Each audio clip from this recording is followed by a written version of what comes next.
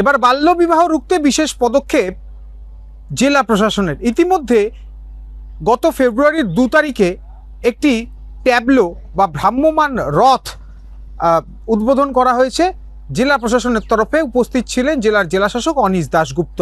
তবে এবার রানাঘাট লোকসভা কেন্দ্রের প্রতিটি জায়গাতে যাতে এই বাল্যবিবাহ প্রতিরোধ করা যায় সেই বিষয়ে ভ্রাম্যমাণ গাড়ি বা বলা যেতে পারে বাল্যবিবাহ প্রতিরোধ রথ, সেই রথ কিন্তু প্রতিরোধ শপথ রথ, সেই রথ কিন্তু এবার উদ্বোধন করলেন রানাঘাট লোকসভা কেন্দ্রের বিজেপি সাংসদ জগন্নাথ সরকার।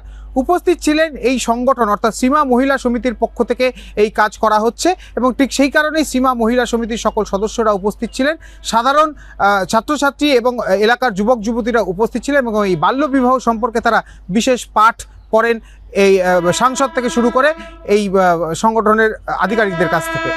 বাল্য বিবাহের বিরুদ্ধে সমাজকে সচেতন করার জন্য একটি সংস্থা, যাদের সীমা মহিলা সমিতির পক্ষ থেকে যে উদ্যোগ নেওয়া হয়েছে, তার একটা প্রচারমুখী রথ অর্থাৎ গাড়ি সমস্ত এলাকায় ঘুরে বেড়াবে, এটা প্রচারের জন্য, সচেতনতা বাড়ানোর জন্য।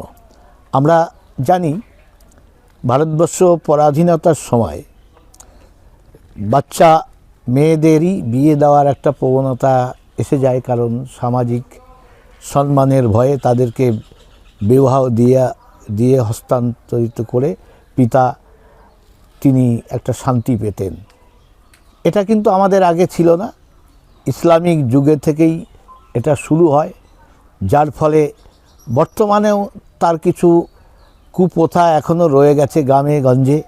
আর সেটা যাতে ভবিষ্যতে না থাকে, ভারতবর্ষ এগিয়ে চলছে, যেখানে দ্রুত পৃথিবীর বুকে ভারতবর্ষের নেতৃত্বে চলে আসছে, যে জায়গায় আর্থিক বিকাশ হচ্ছে, তাই এখনও এই সামাজিক কুপ্রথা টিকে থাক এটা কেউই চায় না। তাই এটা সচেতনতার জন্য সীমা মহিলা সমিতি যেভাবে এগিয়ে এসছে, অন্যান্য এনজিও যাতে এগিয়ে আসে, তারা এই কাজে সামিল হয়, কোনো মতেই এই কুপ্রথা যাতে না থাকে। সকলকে আমাদের নতুনভাবে নতুন ভারত গড়ার কাজে এগিয়ে আসতে হবে।